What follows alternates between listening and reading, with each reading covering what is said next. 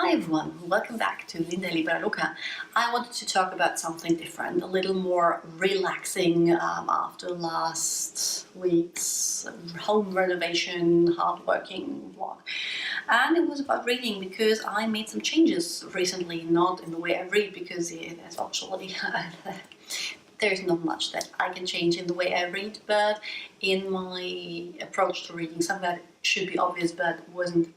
I had a hard time because I like reading paperback, but I don't want to clutter my space, and then I had a hard time with my ebooks because I don't want to be on my iPad or Kindle Reader the whole time because I've spent so much time on my screen anyway, and I rather have a book in my hand than an electronic device when I'm around my kids, and I want to teach them reading, teach them by example. And it's pretty hard for them to distinguish if I read on my iPad or if I answer blog post comments on my iPad. So I wasn't too happy with this kind of reading either. And to be honest, I was kind of annoyed because it's quite expensive. A book is 20 euro here in Germany, around 20 euro. And if you read approximately one book a month, that's a lot of money for something that you most likely you will read once and then either have standing there collecting dust or give away. Then it hit me, actually it hit me because I have Amazon Prime, and I realized that there is a lot of free literature on free books on Amazon Prime, and that you can kind of borrow them and read them and then give them back. And this is not sponsored by Amazon Prime, but it occurred to me that I have been a member in the local library for since I was 6 years old, and then I stopped when I moved away, and I never renewed my membership, and I just don't know why, because I work right next to the library and I can just go there and pick up a book and read it and then return it. No costs, no clutter, and access to that many books. So that's what I'm going to do now, and to kick off I'm going to sum up what I read in the first 5 months of the year that I can recommend to you. First one is Middlesex by Jeffrey Eugenides, and I actually started it last summer, last year, but didn't finish it. Now I picked it up and finished it, and it's an amazing, amazing book. I don't know why I stopped it.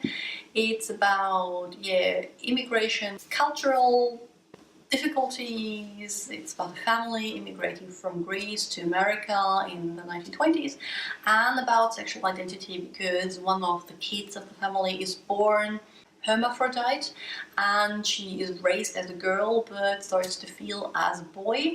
And it's really interesting to learn a little more about the topic. Then I read As Close to Us as Breathing, which is another book that plays in around the 1940s, it is, I think, and it's about a family that loses one of their children in a horrible accident and the way that affects the family. And it's a really, really sad book, but again, one that I can highly recommend. And then I read this one, which was given to me by my sister's fiancé, thank you Alia, and it's by Julie Otsuka, and it's called The Buddha in the Attic, and it deals with a chapter in American history that I actually didn't know much about. It's about Japanese women who were purchased as brides and shipped to San Francisco, and the way the Japanese in general, these women and the Japanese in general, were treated back then, and especially when World War II was in full swing and they were kind of the spy. And at first I thought, well, that's a short read, I'm going to do these many pages in one evening, maybe two. But it actually wasn't. It was a book that it took me quite a while to finish, not because it's a bad book, but because it's so dense. Every sentence has transports so much emotion that it's like a chapter in another book, and I couldn't read more than one chapter in one go because afterwards I needed time to process what I have read. Not an easy read, but definitely a great read.